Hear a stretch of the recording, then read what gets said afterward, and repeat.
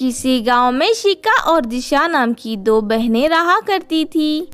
कुछ दिनों बाद उनकी माँ का देहांत हो जाता है और वो अपनी सारी जायदाद दोनों बेटियों के नाम लिखकर चली जाती है। एक एक कर सभी चीज़ों का बंटवारा हो जाता है। सुनो, तुम्हारी माँ ने बताया था कि तुम्हारे घर के नीचे एक तहखाना है, वहाँ दो जादुई बेड रखे हैं, तुम दोनों उन्हें भी निकाल कर अपने साथ ले जाओ। ये सुनते ही दोनों बहनें उस तहखाने में चली जाती हैं। वहाँ दो जादुई बेड रखे थे। एक बेड सोने की तरह चमक रहा था, दूसरा बेड काला, पुराना और टूटा हुआ था। शिखा बहुत ही लालची थी, इसलिए वो सोने का बेड लेने का फैसला कर लेती है। मैं तो ये सोने की तरह चमकने वाला बेड लूंगी। क्यों दिशा, तुझे कोई एतराज तो नहीं है ना? दिशा अपनी बहन की तरह बिल्कुल लालची नहीं थी, इसलिए वो पुराना बेड ले लेती है। इस तरह सारी चीजों का बंटवारा करके दोनों बहनें उनको लेकर अपने अपने घर चली जाती है।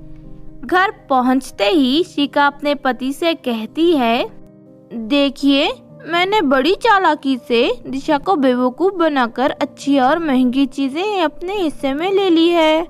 और ज़रा इस सोने के जादुई बेड को देखिए। उसे देख शिका का पति बहुत ही खुश होता है, क्योंकि वो भी शिका की तरह लालची था।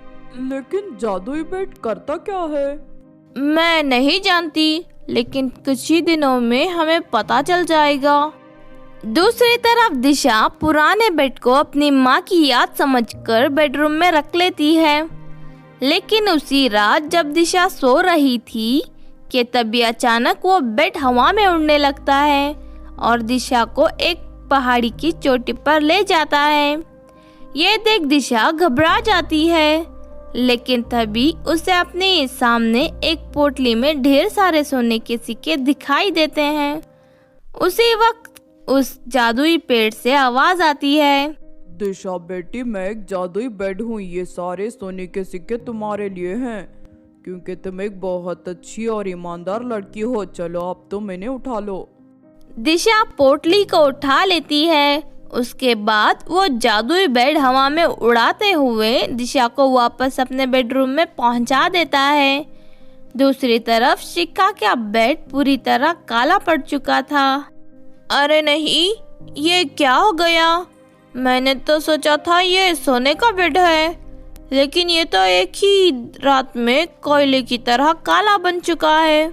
क्योंकि तुम एक बेईमान लड़की हो, तुमने लालच में आकर मुझे लिया था, इसीलिए मैं काला हो गया हूँ।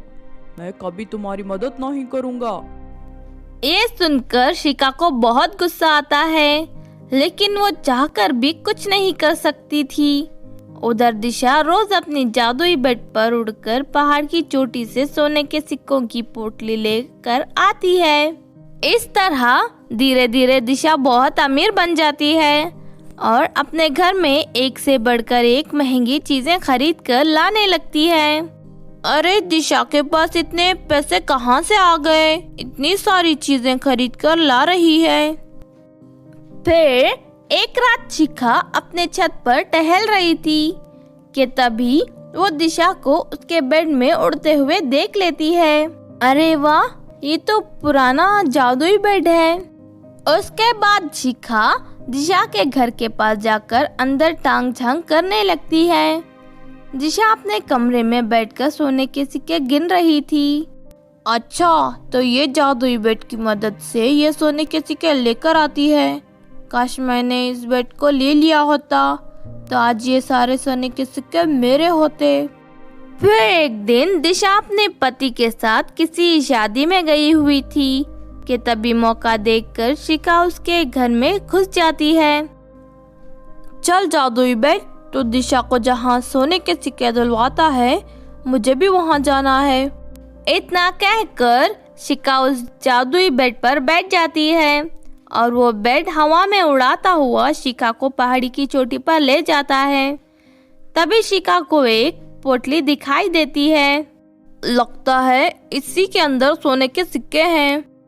लेकिन जैसे ही शिका उस पोटली को हाथ लगाती है कि तभी वो पोटली आग के गोले में बदल जाती है, जिस वजह से शिका का पूरा हाथ जल जाता है।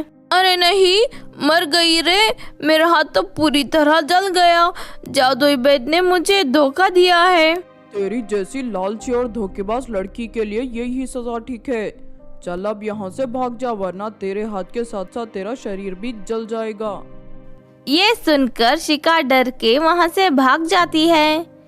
इस घटना से शिका को अक्ल आ जाती है और वो लालच करना छोड़ देती है और अच्छी जिंदगी जीना शुरू कर देती है।